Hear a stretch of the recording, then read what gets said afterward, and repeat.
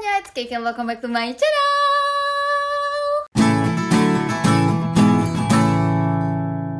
Kalau hari ini aku disuruh milih platform apa sih kira-kira yang paling cocok untuk jualan, kayaknya aku akan coba untuk mempertimbangkan 5 faktor. Berikut ini aku akan bahas di video ini. Karena zaman sekarang tuh kan platform jualan udah makin banyak ya. So kalau misalkan tertarik, seperti biasa kita langsung aja stay tune. Oke, hal pertama yang bakal aku perhatikan sebagai basic dulu, yang paling gampang dulu adalah perbedaan profil demografi user dari masing-masing platform ini itu seperti apa. Aku akan coba bacain sedikit-sedikit. Pengguna internet di Indonesia itu ada 77% dari total keseluruhan populasi di Indonesia. 213 juta orang loh yang udah terekspos di internet. Kalau tahun 2023 ini sendiri, nah top websites yang paling banyak diakses di Indonesia itu adalah Google, terus YouTube, Facebook dan Instagram, Twitter, lalu WA, Shopee, lalu website-website berita. Untuk top sosial medianya ya, yang paling populer di Indonesia itu sekarang adalah WhatsApp, yes obviously pasti, terus Instagram dan Facebook, terus TikTok. Ini udah menjadi yang keempat terpopuler ya di Indo, dilanjutkan sama Telegram, Twitter, dan LinkedIn lain sebagainya. Sebenarnya mengetahui ini tuh buat apa? Paling nggak kita tahu sebaran orang-orang tuh pada aktif di sosial media yang apa, paling dominan itu di mana. Jadi kalau kalian mau maksimalkan budget, kalian tahu gitu harus investasi di platform yang seperti apa. Apakah yang banyak usernya atau yang justru dikit aja usernya tapi emang sesuai sama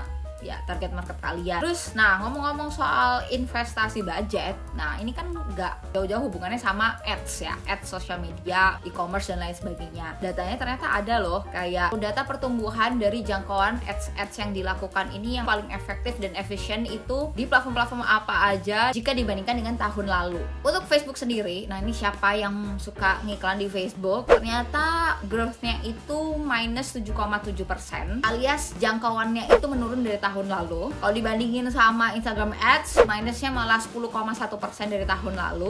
Terus untuk YouTube tidak ada perubahan sama sekali. Terus TikTok, nah ini yang mengejutkan, dia growth-nya di 19,4% ya untuk TikTok Ads-nya dia. Keren sih.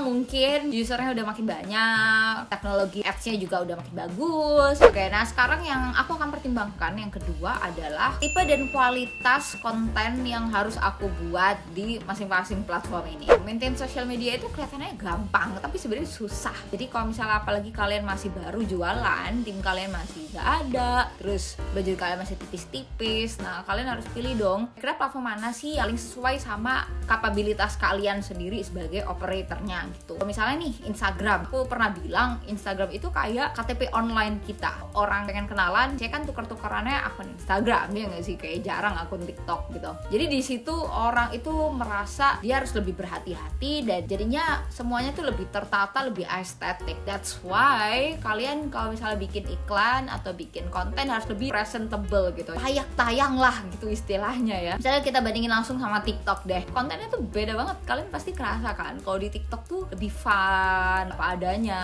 Kadang ya yang pakai usernya itu sama nih, dia punya akun TikTok, akun Instagram, akun-akun yang lain, tapi behavior dia atau perilaku dia ketika mengkonsumsi konten dan membuat konten di masing-masing platform tuh bisa berbeda. Nah yang ketiga, ini masih agak berhubungan sama poin kedua. Aku akan perhatikan level of engagement yang harus aku investasikan ya di platform-platform yang nanti aku pilih. Ada yang bilang ya kalau di TikTok itu katanya sehari harus upload minimal 2 kali video. Nah itu aku nggak sanggup sih jujur. Kayak aku sanggup kayak di YouTube 1 minggu 1 video itu sangat nggak apa-apa, tapi kalau misalnya di TikTok, di Instagram kayaknya lama-lama terlupakan ya brand kita. Kita harus perhatikan kuantitas atau frekuensi engagementnya mau seintens apa. Yang gak kalah penting yang keempat, aku akan coba ulik dulu ya sebelum menentukan keputusan. Masing-masing platform ini punya fitur yang seperti apa, karena agak beda-beda, serupa tapi tak sama gitu menurut aku. Instagram Story deh. Instagram Story itu kayaknya no one can actually beat Instagram Story, karena semua orang kalau mau upload kehidupan dia yang receh-receh ya di Instagram Story. Jarang yang kayak upload di YouTube Story atau di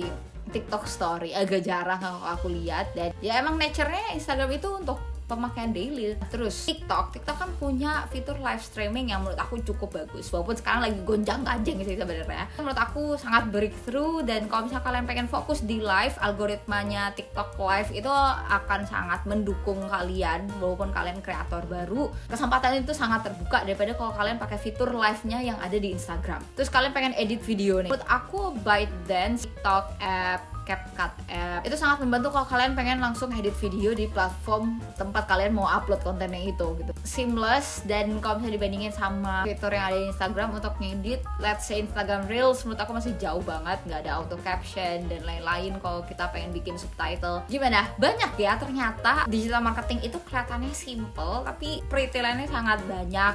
Belum lagi perubahannya juga sangat-sangat drastis, sangat dinamis gitu. Makanya aku selalu mencoba untuk update ilmu dan bisa sharing konten-konten semacam ini buat kalian semua. Makanya di Oktober ini itu insya Allah rencananya aku bakal ikutan bootcamp digital marketing di Purwadika secara online. Pengen langsung menyerap ilmunya dengan sangat cepat, nggak perlu break terlalu lama dari mencari cuan. Ilmunya masih relevan ketika aku lulus bootcampnya. Ya entah kalian entrepreneur, pekerja, freelancer, atau mahasiswa sekalipun mungkin pengen belajar ilmu digital, nggak cuma digital marketing deh, kayak UI, UX, programming, itu bisa banget kalian join bootcamp di Purwadika. Purwadika ini kan udah ada sejak tahun 1987, jadi secara kredibilitas udah nggak perlu diragukan lagi, dan sangat banyak alumni Purwadika di hire ya oleh sangat banyak perusahaan. Aduh pengen sih kak, tapi aku nggak ada budget nih buat ikutan bootcamp Purwadika.